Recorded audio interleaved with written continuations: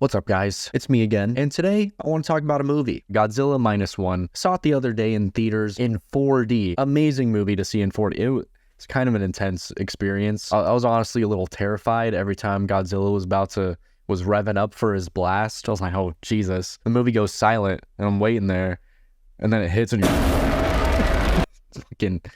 it's crazy. Honestly, 4D is the future, though. That shit was awesome. The movie itself, fantastic, though. Honestly, a perfect film. If you're just here for my review of the movie, then 10 out of 10. Amazing movie. I'm now going to go into spoilers. So if you haven't seen the movie and you don't want to hear spoilers, then that was my review. You can go now, see the movie, come back if you want. The rest is going to talk spoilers. But the movie was about this dude, Koichi. Koichi? I hope I'm remembering his name right. And he's a kamikaze pilot for Japan in World War II. He gets too scared to actually fulfill his duty as a kamikaze pilot. And then he returns to the maintenance little island where they can do maintenance on them and pretends that it's faulty. And then that's when Godzilla attacks the whole island, kills basically everyone except for him and some other dude. What the movie does incredibly well is make Godzilla honestly terrifying. And it's the first monster movie I've seen where it feels realistic, and the fact that it's sort of a representation for this dude's PTSD with the war. And it just makes you hate the monster because it keeps taking things from him, and it's this unrelenting evil force compared to the American Godzilla that is just this big old wacky dude that fights King Kong. And there's a nice little twist in the movie that I didn't expect that honestly made it even better for me, because you're thinking it's going to go this one way that most movies would go, and then no it doesn't, and it sort of has a happy little ending. The thing that made this Godzilla movie so amazing is that you could take Godzilla out of the movie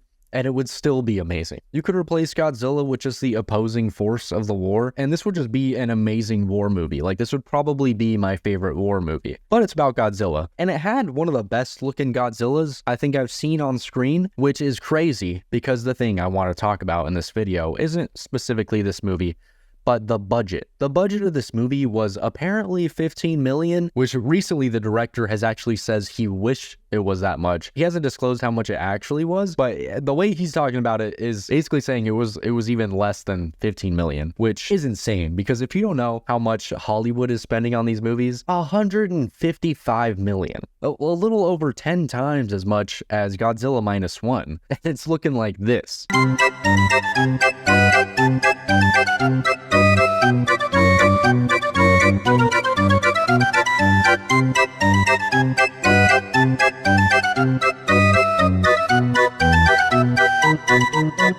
Hollywood has to be money laundering, right? Where is the money going? It's genuinely baffling, because everyone knows Hollywood movies are way too expensive. The fact that all these new Marvel movies that keep flopping are 200, 300 million, it's really a sentiment to how much money you actually need to be making these films, because there's some shots in Godzilla Minus One that look expensive. This film doesn't look like a cheap, $15 million cheap film. I just saw the movie The Holdovers last week too, and that was an indie sort of artsy movie that was made to look like it was filmed in the 70s and stuff. And there's only one or two big actors in it. It was just Paul Giamatti, and then the rest were kind of lesser known actors. That was a pretty low budget movie, and I believe the budget for that was 15 million. So Godzilla Minus One director is over here making a blockbuster monster movie for the same price that we're making an indie movie that's basically just set in a school. And if you've seen any of the newer Marvel movies, I don't know what happened to their CGI department. It's been looking real bad. I don't think it was that bad in Guardians of the Galaxy 3, but seeing Ant-Man Quantumania, man, the CGI was laughable. It's like they went back 10 years. I don't know what happened. It would make sense if they were lowering the budget for their movies, but the budgets are just getting higher. Where is this money going? I'm convinced some money laundering's going on. It really says something about how we've lowered our standards for Hollywood movies. When you see stuff like this coming out of non-Hollywood movies, this article talks about it a little bit. It's amazing what they did with that budget. Don't know if it's the production efficiency or no actor needing to be paid 25% of the entire movie's budget,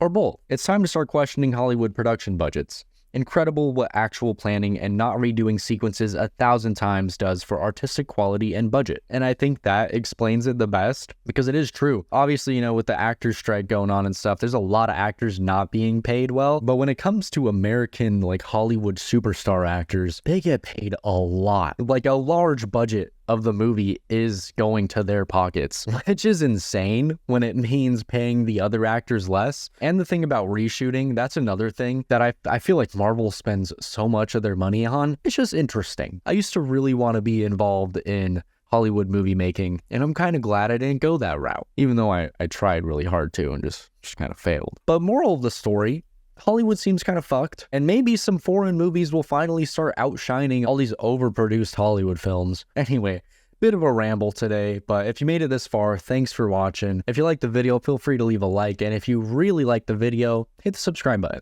It really helps. Bye.